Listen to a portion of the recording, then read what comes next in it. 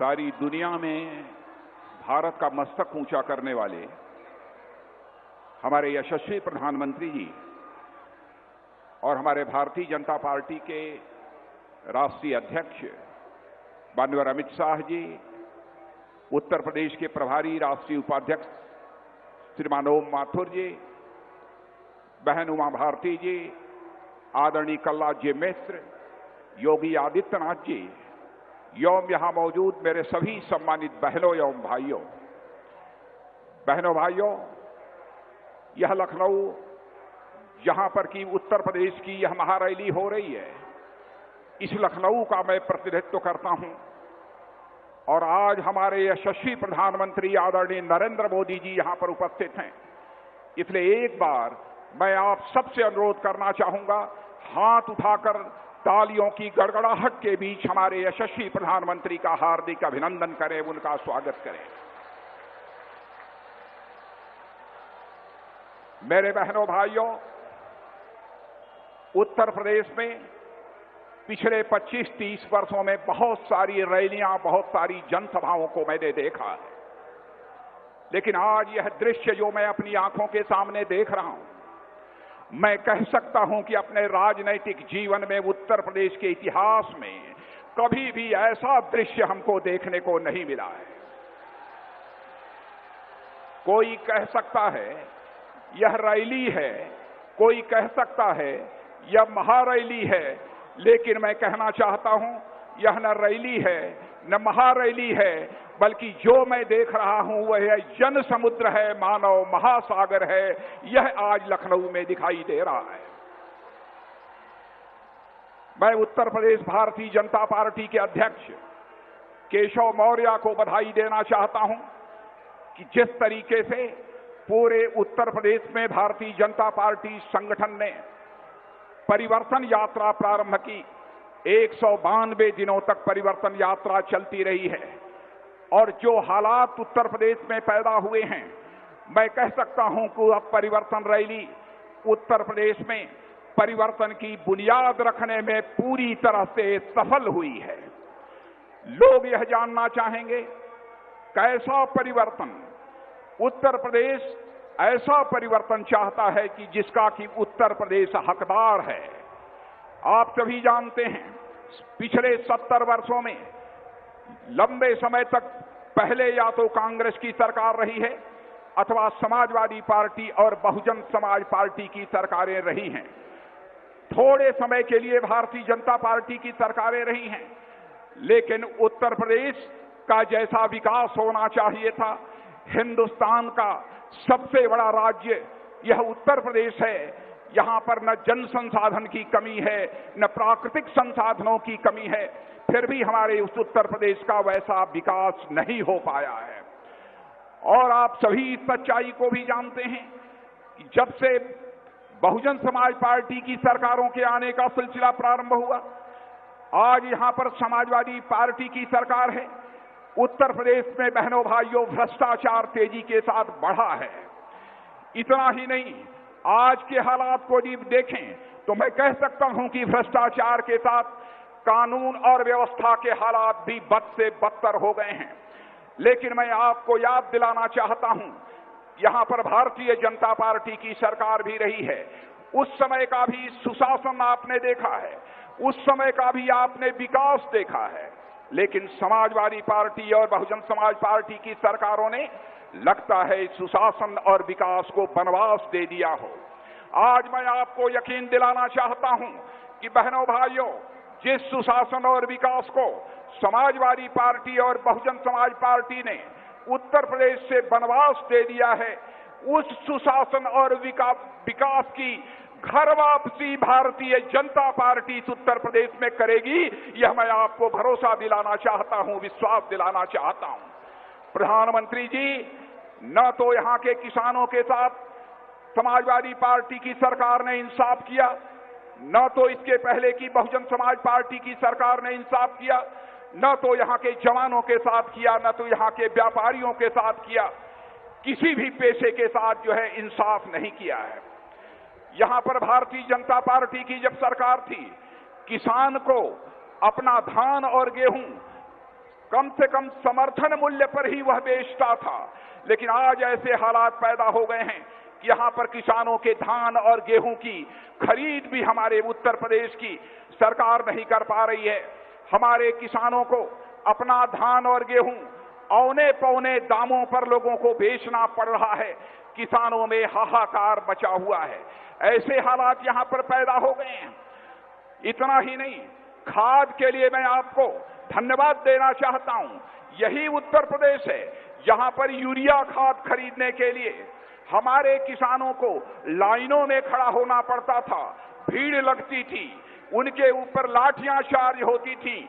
लेकिन आपकी नीतियों का यह परिणाम है कि मैं कह सकता हूं गौरव के साथ कि इस बार उत्तर प्रदेश में हमारे किसानों को खाद लेने के लिए लाइनों में खड़ा नहीं होना पड़ा है। आपने पर्याप्त खाद मुहैया कराया है और खाद की कीमत को भी पहले से सस्ती करने का काम यदि किसी ने किया है तो प्रधानमंत्री जी आपने किया है।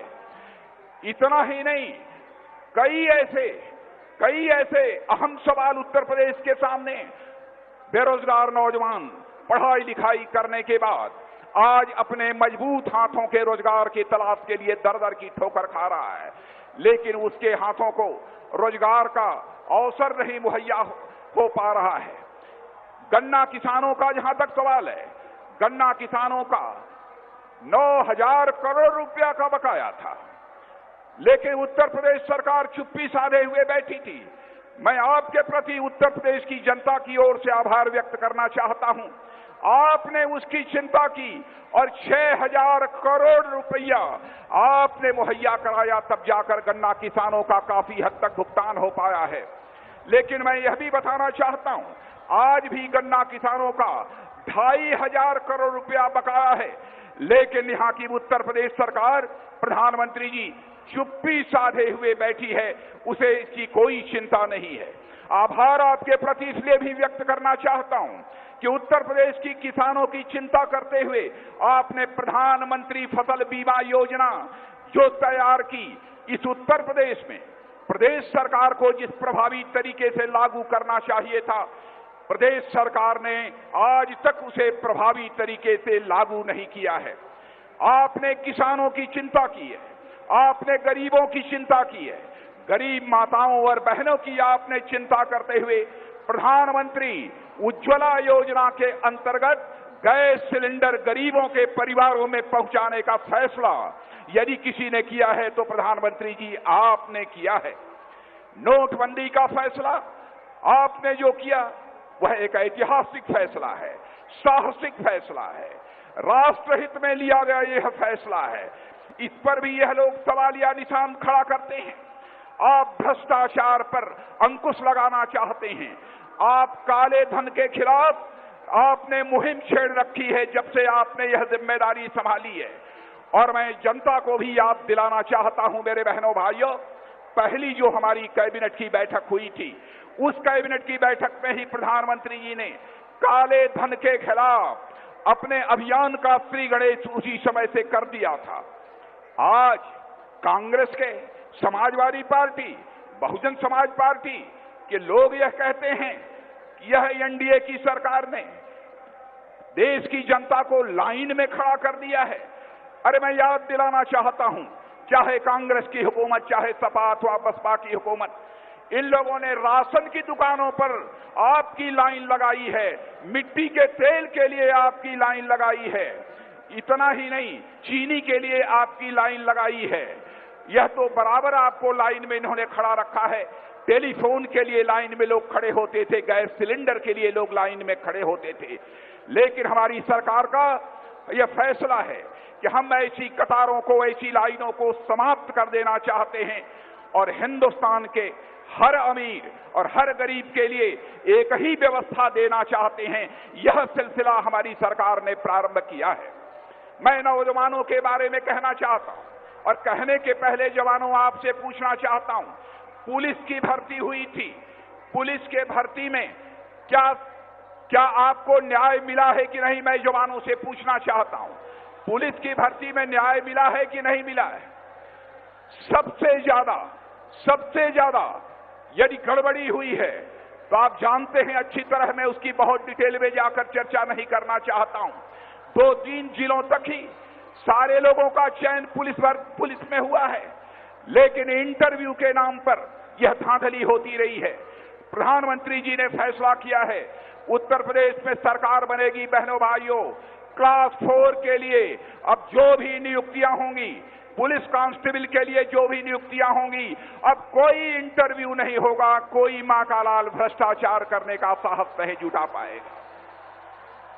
आपके ऊपर भरोसा करते हुए, आप भारत के नागरिक हैं, आपके ऊपर हमारी सरकार को गौरव है। मेरे बहनों भाइयों, हमारे प्रधानमंत्री ने यह भी फैसला किया है कि हमारे पढ़ने वाले बच्चों को, जवानों को अपनी ही सर्टिफिकेट, अपनी ही मार्कशीट को सत्यापित कराने के लिए, अटेस्ट कराने के लिए कभी अधिकारियों का दरवाजा खटखटाना पड़ता है और कभी एमएलए और एमपी का दरवाजा खटखटाना पड़ता है। तो प्रधानमंत्री जी ने यह कहां का इंसाफ है इस देश के नौजवानों के साथ, जो वह नौजवान भी भारत का नागरिक ही है और उसे नेताओं और अधिकारियों का दरवाजा खटखटाना पड़े। यह फैसला किया कि यदि आप अपनी मार्कशीट अथवा सर्टिफिकेट को अटेस्ट कराना चाहते हैं तो मेरे बहनों भाइयों, अब आपको अधिकारियों और नेताओं का दरवाजा नहीं खटखटाना पड़ेगा, बल्कि उस पर आप स्वयं लिख देंगे कि मैं सत्यापित करता हूं और नीचे आप हस्ताक्षर कर देंगे, वह सत्यापित मान लिया जाएगा। इस प्रकार के इतने बड़े बड़े प्रक्रियात्मक परिवर्तन हमारे प्रधानमंत्री ने प्रारंभ किया है। और मैं कहना चाहता हूं कि मेरे बहनों भाइयों, हम लोग केवल सत्ता परिवर्तन नहीं चाहते थे, यही मैदान है।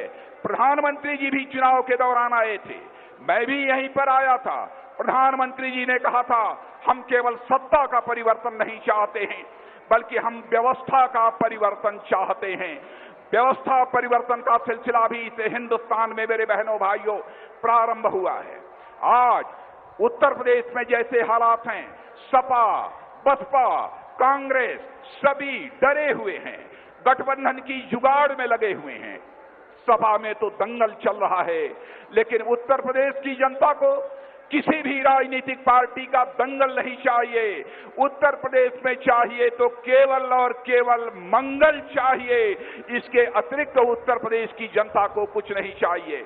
इसलिए इतना ही कहते हुए पुनः आप सबके प्रति आभार व्यक्त करते हुए यही अपील करना चाहता हूं मेरे बहने भाइयों, आगामी चुनाव में भारतीय जनता पार्टी को कम से कम 275 सीटों पर विजय दिलाकर उत्तर प्रदेश में सरकार बनाएं और उत्तर प्रदेश के विकास का मार्ग प्रशस्त करें, यही अपील करते हुए और अंत में शीश झुकाकर आप सभी का अभिनंदन करते हुए अपना निवेदन समाप्त करता हूं।